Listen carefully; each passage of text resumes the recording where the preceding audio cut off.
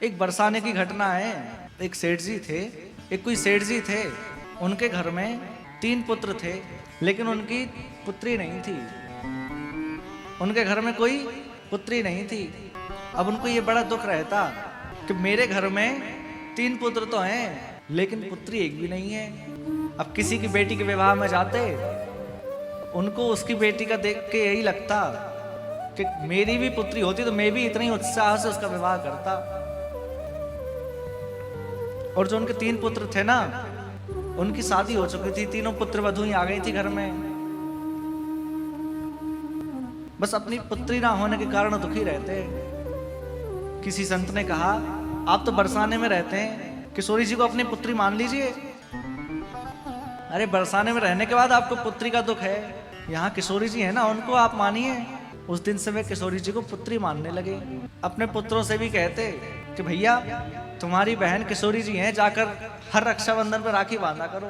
अब उनके पुत्र हर रक्षाबंधन पर जाते और किशोरी जी को राखी बांधते। ये नहीं मानते कि वो कोई भगवान है, कोई देवी नहीं, वो हमारी बहन है, हमारी पुत्री है, यही भाव उनके मन में रहता। अब सेठ जी कोई कारोबार भी करते थे, तो एक दिन की घटना है, बड़े ध्यान से सुनना।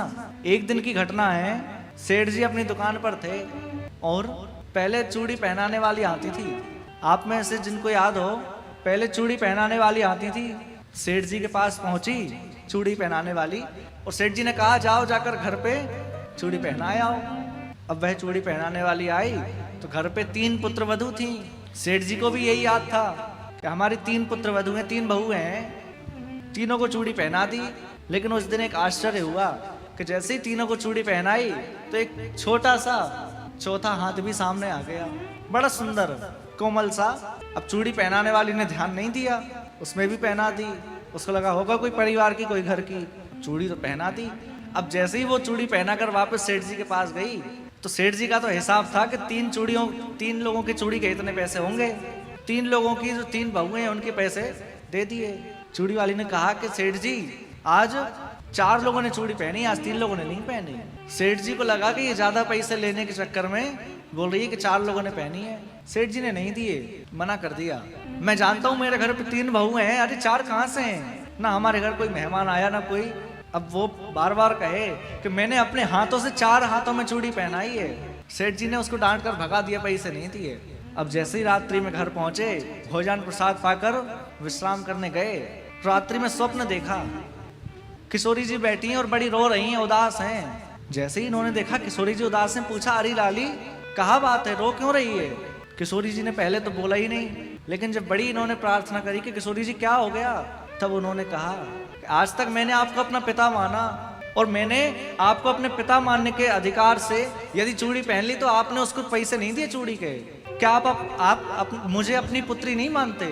आपको ये कैसे याद रहा कि हमारे घर में 3 हैं, मैं भी तो आप ही के घर की पुत्री हूँ, आपने उसको पैसे नहीं दिए। और जैसे ही इतना कहा, सेठ जी तो रोने लगे। सेठ जी फूट फूट कर रोने लगे स्वप्न में। अरे किशोरी जी मैं बिल्कुल भूल गया था, मुझे बिल्कुल स्मरण नहीं रहा। और जैसे ही ऐसा कहा कि मुझे स्मरण नहीं रहा, तो किशोरी जी तो और ज्यादा रोने लगी। पिताजी आपको मेरा स्मरण नहीं रहा? अरे मैं भी तो आपकी पुत्री हूँ, आप ही मुझे भूल गए। इतना सुनकर सेठ जी उठे और दौड़कर गए उस चूड़ी पहनाने वाले के पास और जाकर उसको पैसे दिए।